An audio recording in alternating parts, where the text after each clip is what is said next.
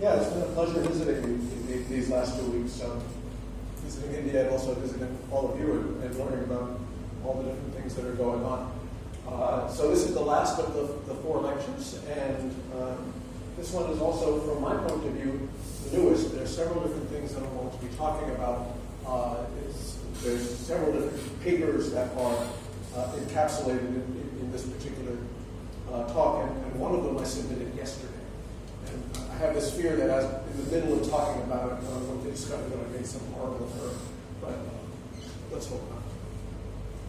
So, so when we talk about redox, and when we talk about the Earth, there are many people studying redox from many different perspectives, and that includes communities that are focused on the deep Earth or the interior of the Earth, like myself and many of you, but it also includes people who are interested in surface processes, particularly, for example, biogeochemical cycles. And one of the points of this talk is the connections between the deeper redox community and the more superficial redox community, and to try to understand, first of all, why Earth is the way it is in terms of oxygen redox budgets or oxidative power. I'll use that phrase several times. And how it came that way and how it's evolved. And a lot of this is through the lens of mass balance, and a lot of this is through the lens of someone who, as you know from the talk that I gave last week, has spent a lot of time thinking about the Earth in terms of deep Earth volatile cycles. And that's why the title of this is Earth's oxygen cycle. It is treating redox in a way that is similar to the way that we have thought about carbon and hydrogen and nitrogen for many years, and I think it's a useful way to consider redox as well.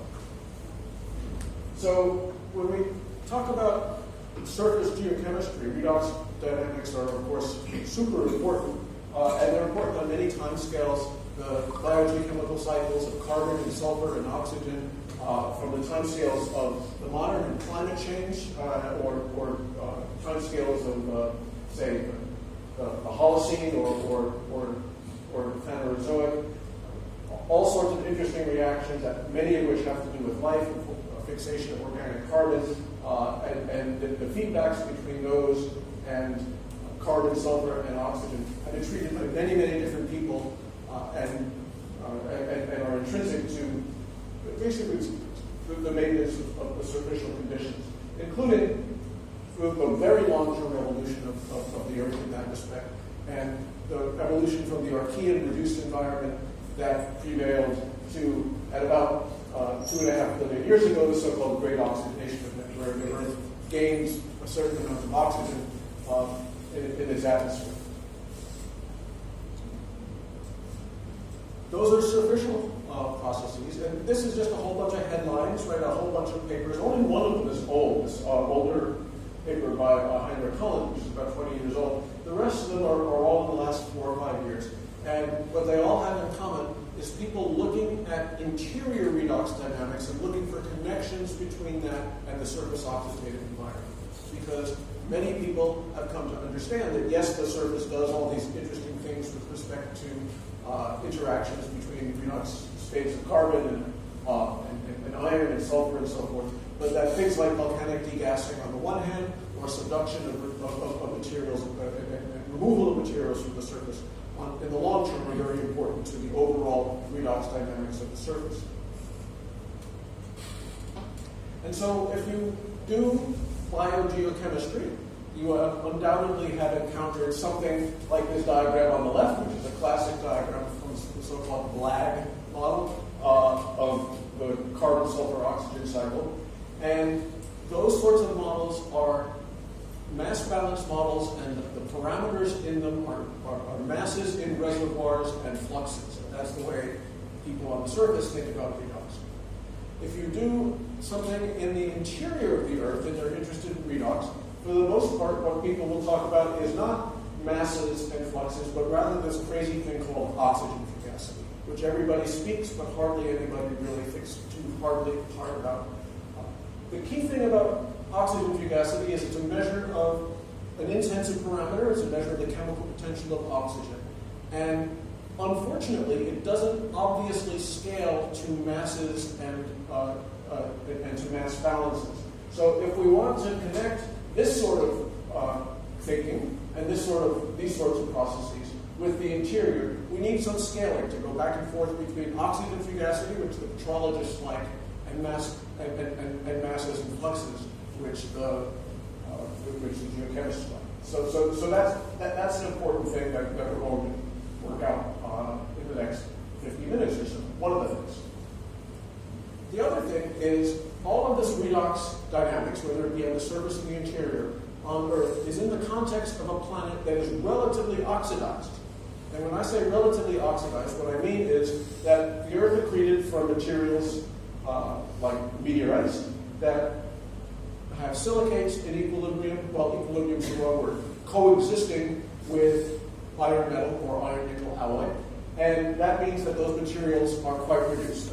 The iron that isn't in metal is ferrous iron. The carbon is, for the most part, reduced carbon, like in organics and so forth. And so the ingredients for the planet are something like this. And yet the Earth is orders of magnitude more oxidized in oxygen fugacity space than this curve here. And this curve is the curve for the composition of silicates. And by composition, I mean you can think of that either in terms of oxygen fugacity or the amount of ferric iron present, of silicates that are equilibrating at high temperature with iron metal. So something happened to Earth at some point to raise the oxygen fugacity of the entire accessible Earth, that is the bulk silicate Earth, the mantle, and the exterior. And that presents the context for the ability of the Earth to do other things like the great oxidation event and the rise of oxidized conditions on the surface. It is interesting, by the way, that is also to a lesser extent true of Mars, but as a simple observation, and as a hypothesis that I'll be talking about in greater detail in a few moments, we think that this great oxidation of Earth compared to its cosmochemical ingredients is because of the size of the planet. It's something about a larger planet that drives this oxidative state. And so if we think about going out to exoplanets, for example, and what planets might have chemistry similar to that of Earth, the size of the planet may matter for reasons that aren't necessarily about gravity per se, but they are indirectly about gravity, but they are about the effective gravity and therefore the effective pressure on redox dynamics in the interior of such a planet that allows for surface things. So here's a diagram from a paper from a dozen years ago that is kind of a conventional view of Earth's redox history. It's not actually a log scale, but it's a very nonlinear scale. So this is the very beginning, over a short term, the very violent events of accretion of the planet, leading to a magma ocean and eventually the formation of a stable crust. And then over billions of years, here's the great oxygenation event happening 2 billion years after the beginning. And then from the beginning of the rock record and also the mineral record, going all the way back to the Jack Hill zircons, which are 4.4 billion years old, the conventional view is that the silicate Earth became this fairly oxidized condition from more or less the get-go and has not changed since. And so what Bruno Staillet and Fabrice Gaillard call this the mantle great oxidation event, which is that just at the beginning that there was this oxidation event and then the interior hasn't really changed since then. Meanwhile, the surface has evolved quite a bit. Is this right? Has the surface gone through this evolution and the mantle doesn't know about it, right? The mantle is just some infinite reservoir that doesn't know that all these interesting things are happening on the surface? Maybe, maybe not. This says landmark studies. I'll highlight one here, which is Dustin Trail's study of the Jack Hill zircons, which say that the redox state of igneous rocks from 4.4 billion years ago are basically the same as they are today. Right? And so that's this here, and these are oxygen fugacities extracted from these 4.1, in this case 4.1, 4.4 billion year old zircons, and they are at FMQ, which is normal igneous rock conditions for it. More recently, people using somewhat exotic monitors of oxygen fugacities, most of which depend on the trace element vanadium, have divined in old volcanic rocks, picrites, chromatites, eclogites that originated as basalts from the Archean, a secular revolution. I'm sorry, this time goes differently in this diagram than in this diagram. Here's old, here's young. A secular revolution that is kind of a small increment of change in oxygen fugacity compared to this diagram here. It's about 1.5 orders of magnitude. It's almost swallowed within this generalization of everything being constant. But the inference is that from 3 billion years ago to about 2 billion years ago, that the interior of the Earth became more oxidized by a little bit in oxygen fugacity space, about a log unit and a half. So this is interesting. But what does this mean in terms of redox mass balance, right? This is this crazy thing called oxygen fugacity, which you can't, well, I'll show you that we can, but people don't automatically know what that means in terms of how much mass transfer was required. Right? So looking at this, you'd say the mantle changed a lot right at the beginning and hasn't changed, and then if you incorporate this, yes, it's changed a little bit since then, but not very much. But what we're going to see is that that is probably not right. Because if you look at it in oxygen fugacity space, you get the wrong picture. And if you look at it in mass balance space, you see something much more profound. Okay, so since I spoke about this last week, I don't really have to give it too much consideration here. But again, I'm approaching this from the point of view of someone who has spent a lot of time talking about, thinking about deep earth volatile cycles. And again, the key thing is that it's dynamic on the surface. It's dynamic in the interior. There are reservoirs and fluxes that occur over large time periods. And that is basically how we look at these deep volatile cycles, and oxygen fulfills all of those. And therefore, I think we should think about redox dynamics between the interior and the surface as the deep earth oxygen cycle.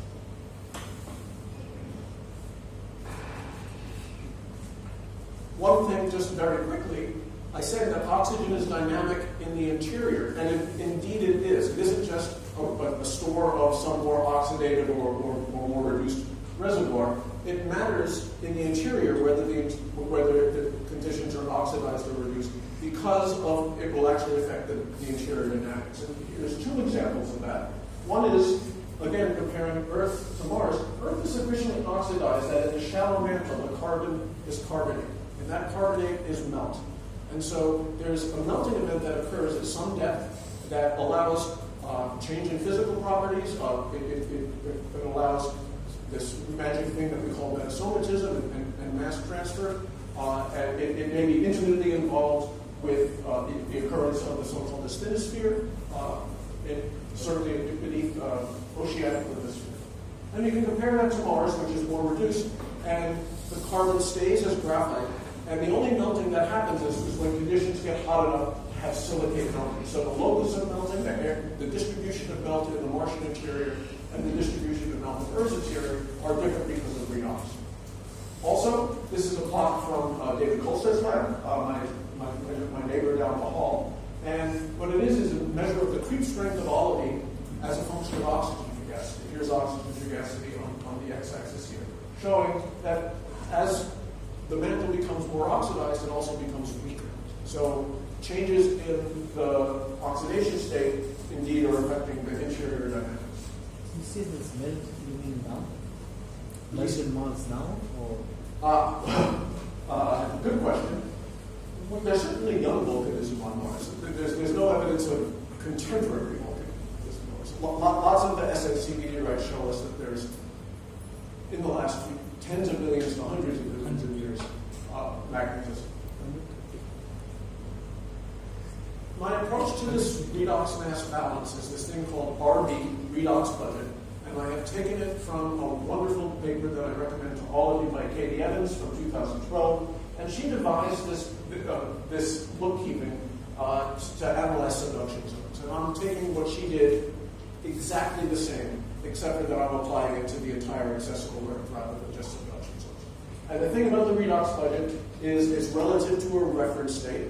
The reference state I'm taking is the pervasive oxidation state of all the elements in the mantle. So most of the iron is Fe2+, most of the carbon is reduced, the sulfur is S2-. That's my reference state. And the RV is the sum of the number of volts of electrons one requires to go from what you actually have back to the reference state. And what that means is that if something is more oxidized, it has a positive RB, and if something is more reduced in the reference state, it has a negative. And so, look, like any deep earth volatile cycle analysis, that what we begin with is just doing bookkeeping, and we begin with doing the bookkeeping of the surface. And I did this the other day for carbon. Here it is for oxygen. And notice, by the way, that this is a log scale here. And we can start with the oxygen in this room, the O2, which we think is such a remarkable thing. It's a tiny fraction, actually, of the total oxidative reservoir of the surface. It's here it is 0.35%.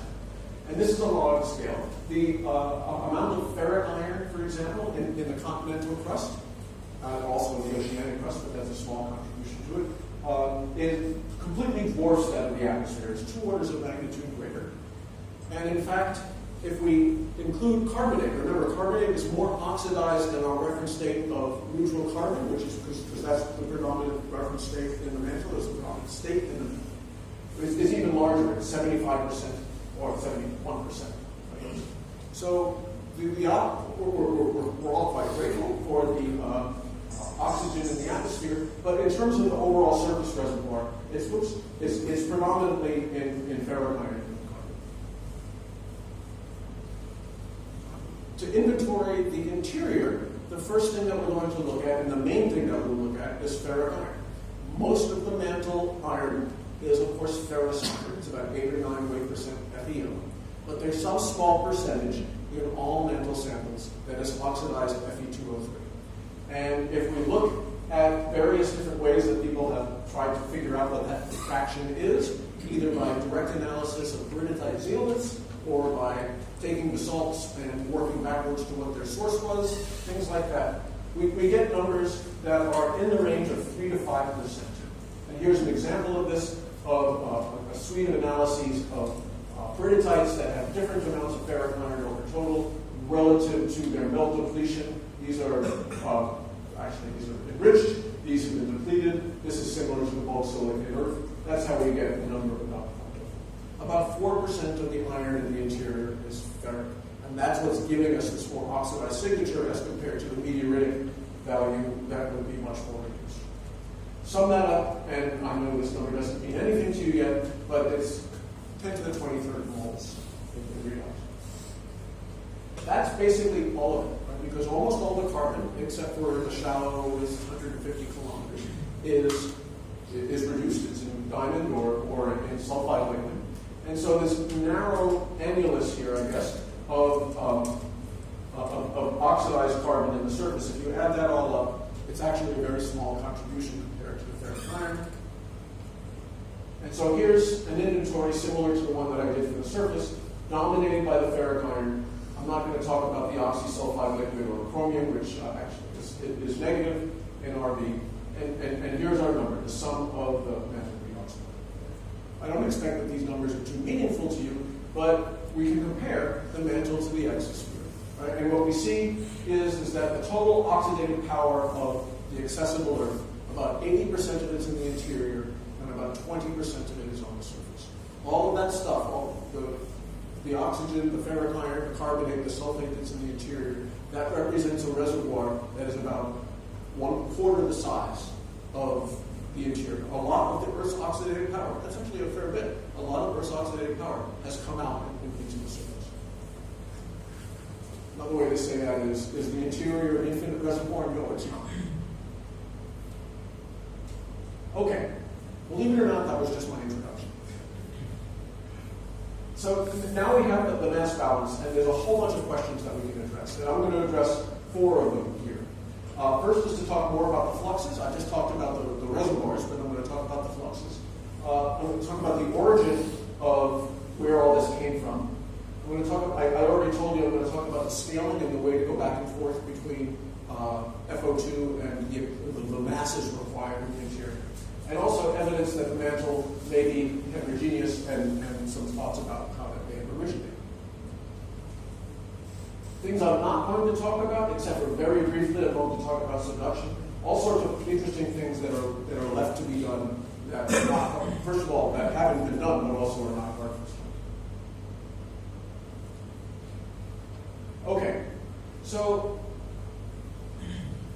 when the mantle partially melts, redox material or oxidized material comes out. The ferric iron is an incompatible component during partial melting, as the crust builds up, there's this ferric iron that's coming out of the mantle and becoming part of the crust.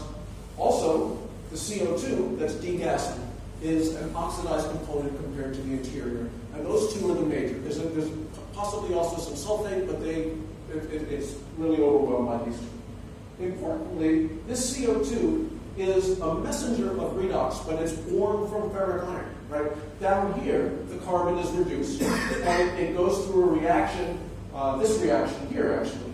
Reduced carbon plus ferric iron becomes CO2 plus ferrous iron. And so almost all of this that's coming out originates as ferric iron, but it's actually being expressed as CO2.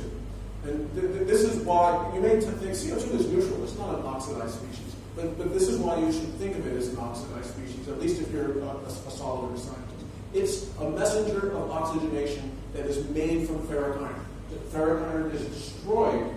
Oops. There we go. Ferric iron is destroyed in order to create this CO2. And if we look at different tectonic environments, and we're summing up the different fluxes, what we see is that the oxidative power that's coming out of the mantle is coming out predominantly as CO2, not as ferric.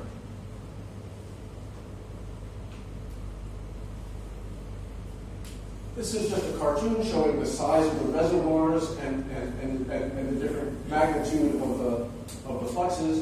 And then briefly I'll also show you the influence, the subduction part. And I don't want to talk too much about the subduction part because it's really complicated and it would be another talk entirely. But I do want to mention it briefly. Again, I told you that there's this paper that's one of my favorite papers in the last decade or so, Katie Evans, the redox budget and subduction zones, and she summed up all of the world's subduction zones and the iron in the different parts of the section, and the carbon in the different parts of the section, the sulfate, as well as what was coming out of volcanoes. And she did a really great job.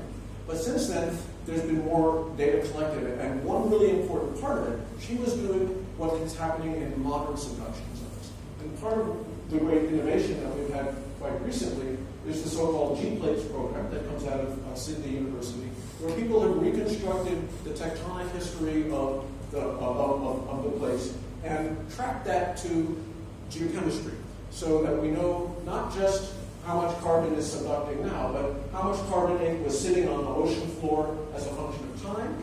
And those of you who are soft rockers will know that marine plankton making carbonate shells is a relatively new thing on the Earth, and prior to 150 billion years ago, there was hardly any of it. There's other fluctuations in terms of how much altered oceanic crust and how much ice mantle is that the strike length of subduction zones and the mean rate of plate motion has not been constant. We track that backwards. And so we can revise these sorts of models with instead of as an instantaneous snapshot, but something that has averaged over the last 200 million years. Unfortunately, we can't go further back than that because we don't have oceanic lithosphere older than that. So here are the subduction influxes, averaged over the last 200 million years. Basically, I'm revising the end state. And again, this number doesn't mean that much to you, but in a moment you'll see how it compares to the outfluxes. And then the other thing, remember, the outfluxes were dominated by carbonate. The influxes are not. Carbonate's only a quarter of what's going down. So there's an imbalance, or there's a seeming imbalance between what's coming out and coming in. Not necessarily in terms of RB, not necessarily in terms of redox budget, but the carrier of the redox budget is different coming out from going in, at least the dominant. So here are the outfluxes and here are the influxes. You can look at these two numbers, and it depends perhaps on if you want to be a rigorous statistician or if you just want to get a feeling for it. One thing that you could say, if you just want to get a feeling for it, is that the influxes are greater than the outfluxes. In other words, at the moment, the surface is busy oxidizing the interior. But if you look at the uncertainties, you'll see that within uncertainty, you can't say. They're approximately in balance, or maybe at the moment the interior is being oxidized. But the other thing is, again, it's CO2 coming out, and it's iron and other things like sulfate going in. I would like you to think about this as that the deep Earth oxygen cycle has two predominant conjugate reactions that are not necessarily related to one another, but they're going in opposite directions to account for this. And they're both, on their own, really important reactions for the surface and the interior.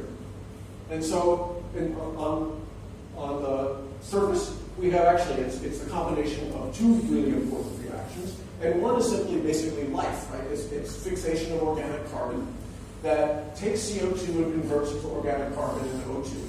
And then we couple that to oxidative weathering. And what we have is a net reaction that takes CO2 and makes ferric iron.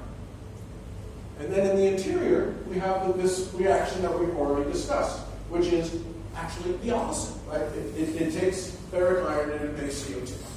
So the interior, by upwelling and melting, makes CO2 as the oxidative messenger. And the surface does the opposite. It takes CO2 and it makes ferric iron as the oxidative messenger. And we get one coming up and the other going down.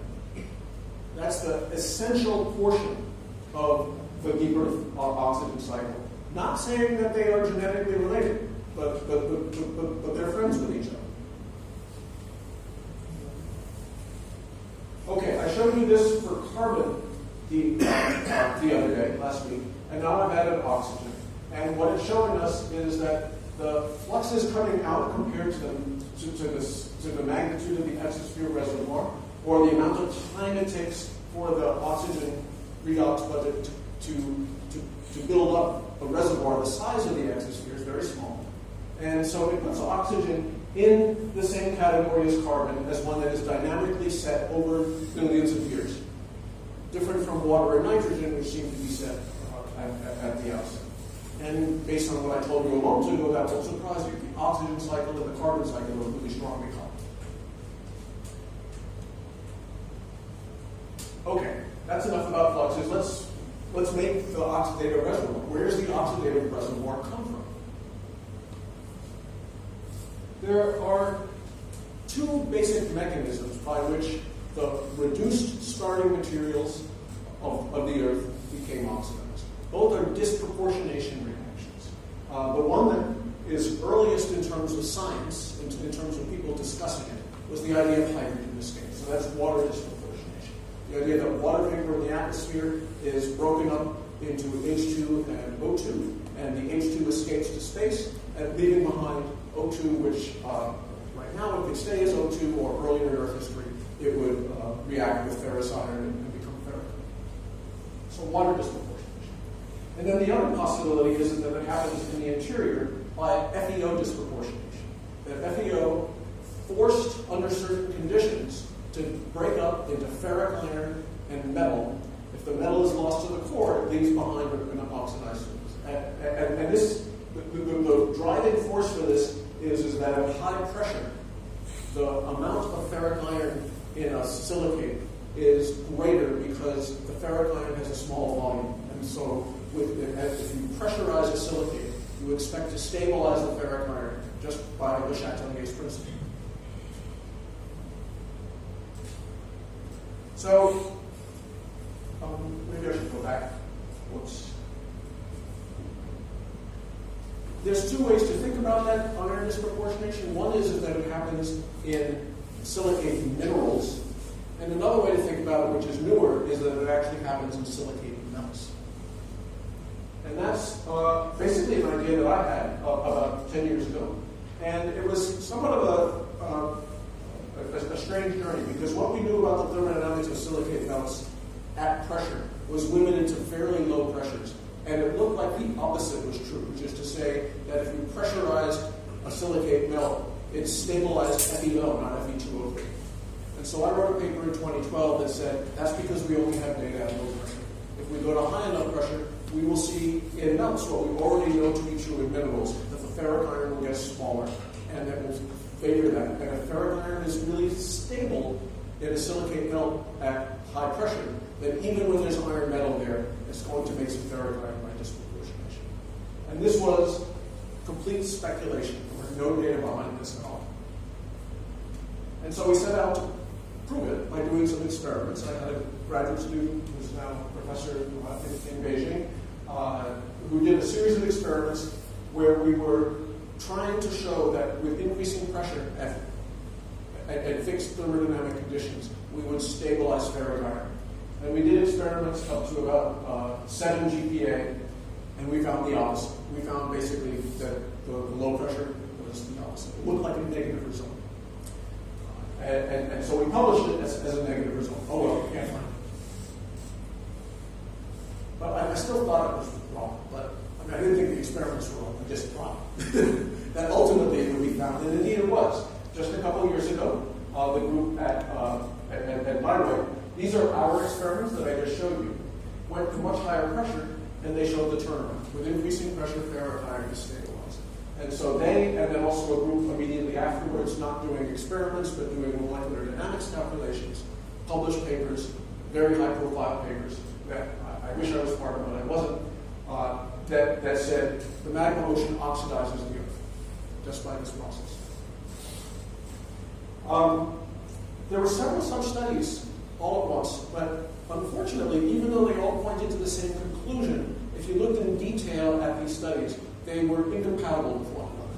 One that treated pressure didn't actually understands the wrong word, didn't accurately predict the effects of temperature. One that accurately predicted the effects of temperature didn't accurately predict the effects of melt composition and so forth. So in detail, it was a mess.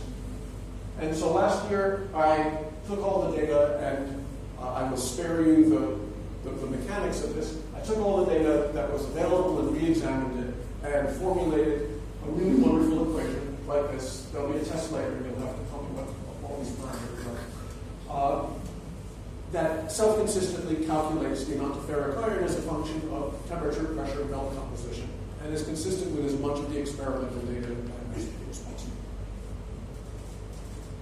The results of that are calculations. Each one of these data points is a calculation using that model at conditions that someone has proposed as being the mean equilibration conditions of core formation in the magma ocean. And there's different studies over the years that have said the magma ocean was equilibrated with metal at 30 GPa, 40 GPa, temperatures, and so on.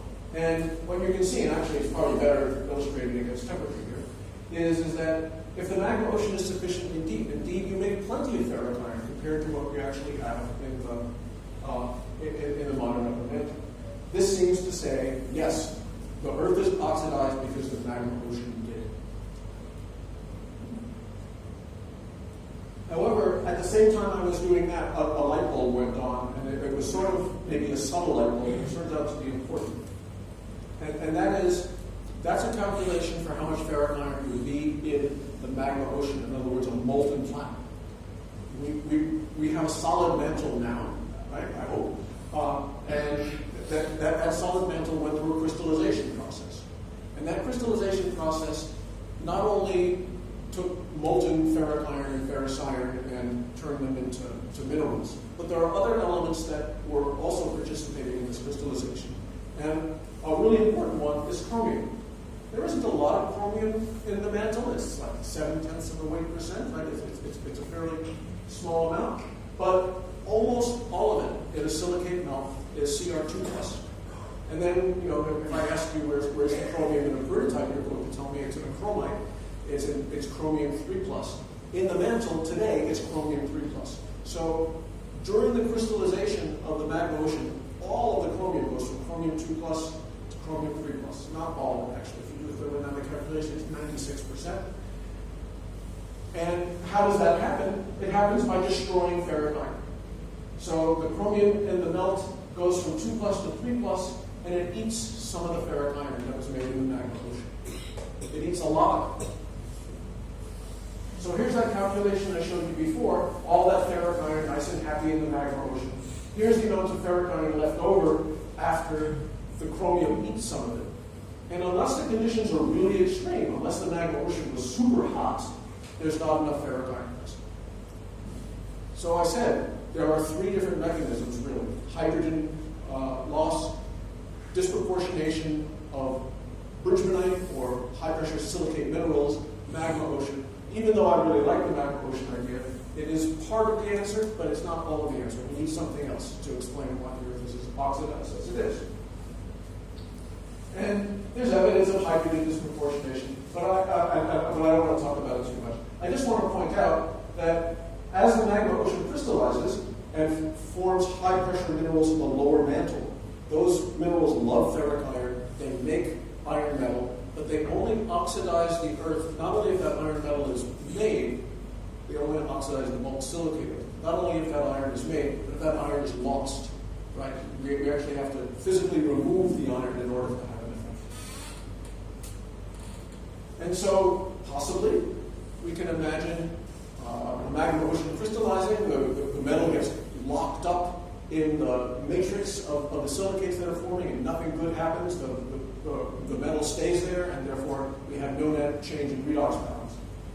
But if the magma ocean also crystallizes from the middle down, if there's a basal magma ocean, then the metal that forms, as the crystals form at the top of that magma ocean, as that basal magma ocean slowly crystallizes, is dense and can sink through the basal magma ocean. And so that's a potential way for this to happen. And it can be quite subtle. This is the amount of metal of a layer, depending on how thick the layer is, that has to escape in order to basically get us to where we need to go after the magma ocean only got us part of the way. And these numbers are in tenths of weight percent. A really small amount of metal loss from the lower mantle by a process like this can get us to the starting point. Where does Earth's oxidative reservoir come from? It comes from the magma ocean and maybe some subtle loss of iron metal from the crystallized lower mantle. Okay, scaling.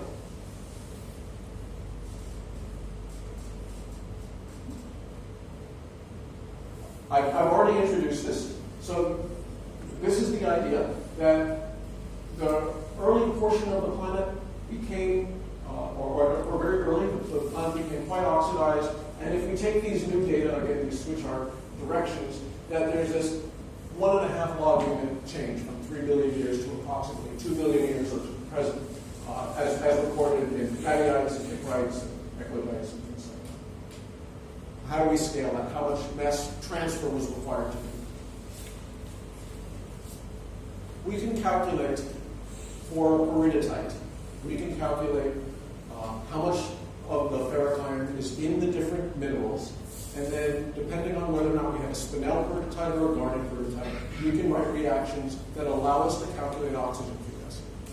You know how much ferric iron is present in the rock. You've got to figure out how much of it is in the spinel and in the garnet, and how much of it is in the rest of the phases, mostly the pyrrhic. But once you figure that out, you can go from the bulk ferric iron of the rock to the oxygen fluidity. And I've done this for different peridotites. I think, yes, in a moment I'll show you the partition coefficients.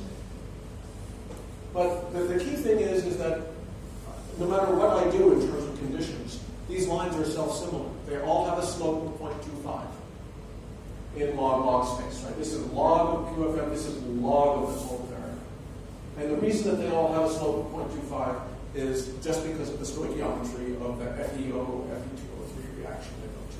You need a quarter of an O2 in order to go from FeO, 2 FeOs to, 1 FeO to FeO1.5. And again, just to show you, here's the slope of that. That's why the slope must be a quarter. The way each of these is calculated is, again, for the bulk rock, I need to know how much of the ferric iron is in the spinel or the garnet as compared to the pyroxene. Then I write a reaction that looks like this that allows me to calculate the oxygen fugacity because I know the amount of ferric iron in the spinel. So here's this diagram. It's a summary diagram from a paper a couple of years ago. This is the very same data that I just drafted onto a different one. And on the right-hand axis, I have the oxygen fugacities, which are exactly these relative to 0 here is the present day. And so -2 would be 2 orders of magnitude more reduced in some time in the present. And here's the mental ferric iron over 12. And here's a major punchline. It's not a subtle change. This order of magnitude or 1.5 log units It's about half the ferric iron in the redox budget of the mantle. In order to go from the present day one down to these appropriate oxidative capacities, we're less than half of the current oxidative power in the Archean mantle. Wow. Right. Okay, so now it wasn't this great oxidative event that happened at 4.5 billion years ago. There was this really profound process. Where did this oxidative stuff come from? Not at the beginning, but between the Archean and the Proterozoic. Where did it come from? There are possibilities, and it's not my idea, but I'll show you the thing that I think is the answer to this. Okay? So this, from a point of view of mass balance, this diagram is totally misleading.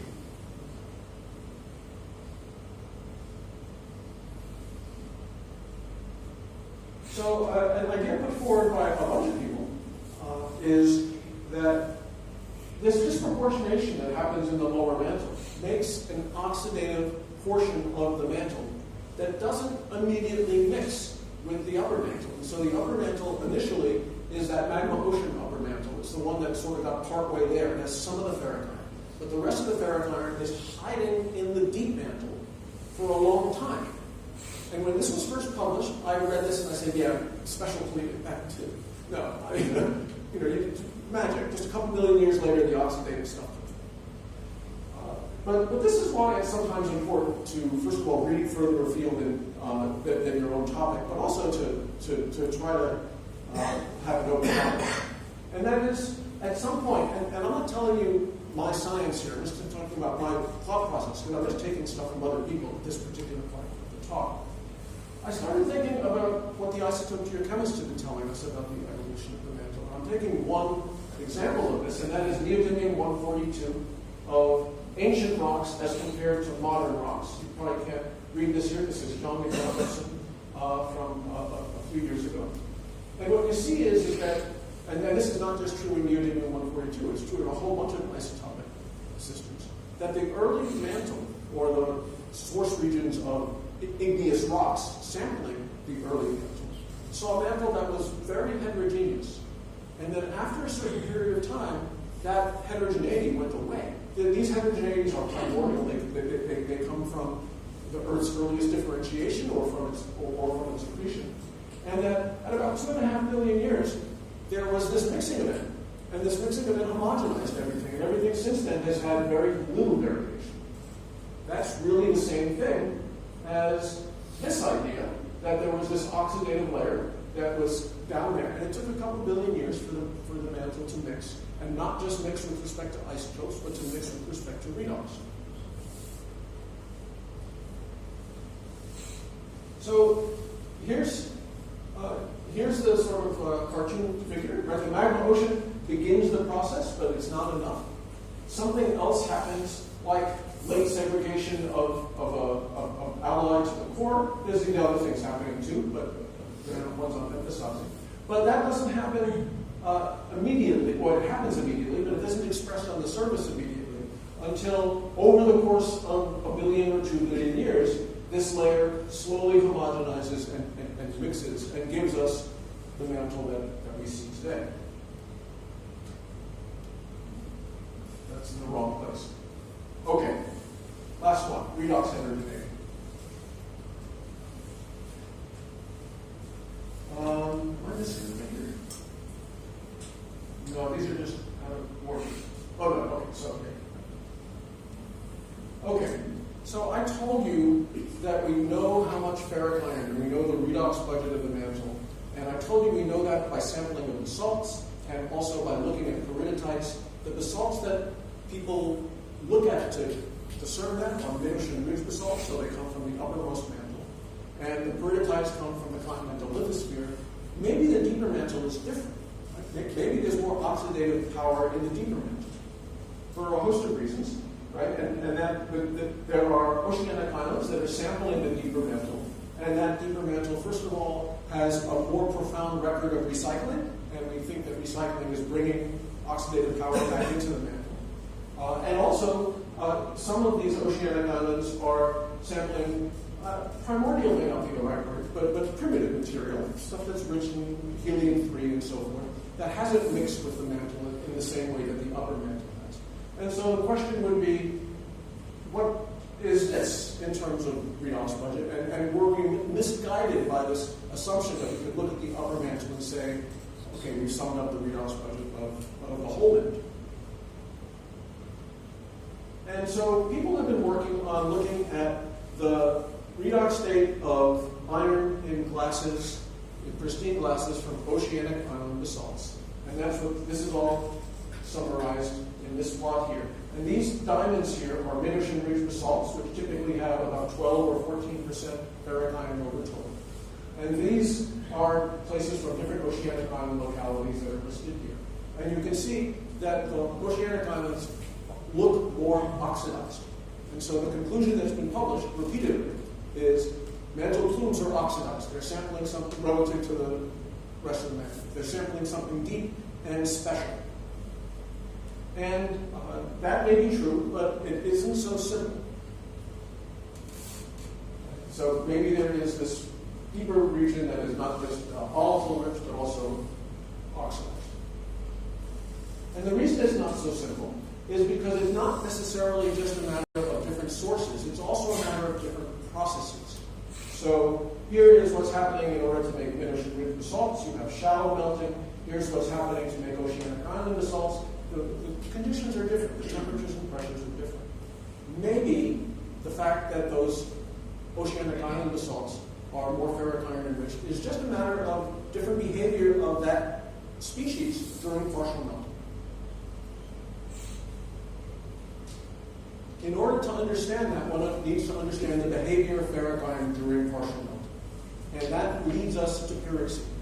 Garnet and Spinel, of course, they're the great reservoir phases for ferric iron, and we can use them as oxybarometers. But if we just inventory the amount of ferric iron in typical peridotite, it's almost entirely in pyroxene. So it's the pyroxene that's going to control. I have a peridotite of a certain composition. Here's the hypothesis I'm testing. I melt it under different conditions, like at the mid-ocean ridge, I get a melt with a small amount of ferric iron. I melt it under different conditions, higher pressure, smaller degree of melting. I get an enrichment of ferric iron. It's not that the oceanic island basalt is more oxidized, I just have different melting conditions making the basalt more ferric iron. Is that why I see this difference, or is there really an intrinsic difference?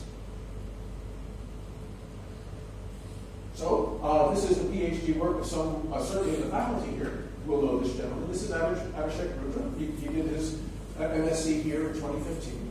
And then he did his PhD in 2021, and I'm going to tell you about his work. And then a little bit more, a year and a half ago, he went off. He's a postdoctoral fellow at Cambridge University.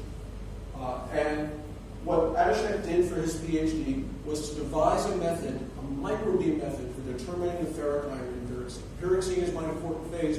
No one has wanted to touch pyroxene in this kind of analysis before, because pyroxene is a really complicated material with respect to ferric iron.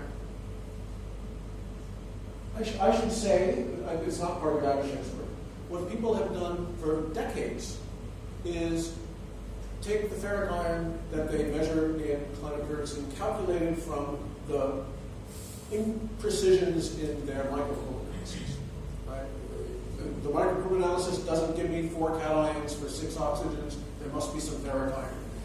That is almost all the data. And not only almost all the data, that's how the behavior of ferric iron in pyroxene is calibrated in the Nobel algorithm from data like that. The reason that no one wanted to touch pyroxenes is because pyroxenes, this is going to take you back to optical mineralogy. You learn optical mineralogy for a reason, really you do, is strongly pleochroic in X-rays. Super pleochroic. In fact, it's like more pleochroic than amphibole or biotite. It's the worst. And that means that if you take an X-ray method to measure ferric iron, and mostly we like to do that. That's how we measure glasses. That's how the OIP glasses were done. You take the same pyroxene and rotate it, and you get a completely different spectrum. So you need to analyze your pyroxenes in a fixed optical direction. And then you can develop a calibration between its X-ray behavior and the ferric iron. And that's what Abhishek did. And the reason we needed a microbeam method was because we wanted to analyze experiments with tiny crystals, and there's no other way to analyze them than a microbeam. And so Abhishek did a series of experiments. He did 1 atmosphere experiments and piston cylinder experiments and measured ferric iron partitioning between periodic systems. And I'll spare you the details. Here's the thing. If you take those partition coefficients and calculate for the same bulk composition, the amount of ferric iron in the melt, depending on the pressure, you get wildly different answers. Right? All these curves here are for the same bulk composition, but as I melt at higher and higher pressure, I get more and more ferric iron. Much of this variation in oceanic highland basalts, not all of it, but much of it, is not an oxidized source. It's a different melting regime. Okay?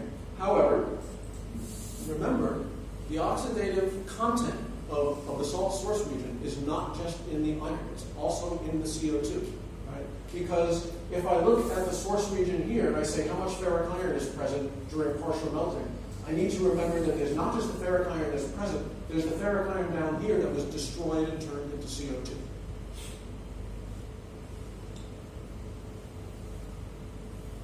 Oh, this is the wrong plot. That's too bad. I have an updated plot that has a bunch more of this, but which you can't see.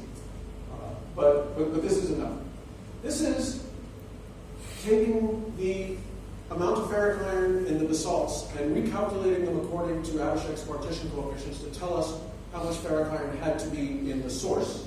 Right? So 0.04 here would be a normal mantle. And then adding to it the amount of ferric iron that had to be in the source that was later converted to carbonate based on the carbonate in the basalt source, based on people who analyzed the amount of carbonate in the melting regions. And so if we take the Canary Islands compared to mid-ocean ridges, which are down here, these normal numbers that I've already shown you, the Canary Islands have almost 3 times as much oxidative power as normal mantle. Indeed, mantle plumes are oxidized, but the people who have said that for the incomplete reasons. They've said it based on the ferric iron. If you add up the CO2 and the ferric iron, then you can see it. And the Canary Islands are a place with really strong geochemical signatures of subduction recycling, so that shouldn't surprise us. But other places like Hawaii and places that should have been plotted on here but aren't, like Iceland and Reunion Island, also plot to higher levels, including ones that come from high helium-3, helium-4 ratio. So oceanic islands are different. There are domains in the mantle that are more oxidized than normal. Some of that comes from recycling, but some of it may actually be primitive. Some of that may be remnants of that oxidative material that ultimately mostly homogenized with the mantle, but maybe not all of it. And I'm done. Thank you. Thank you, Mark, for this very informative talk. So now is the time for questions.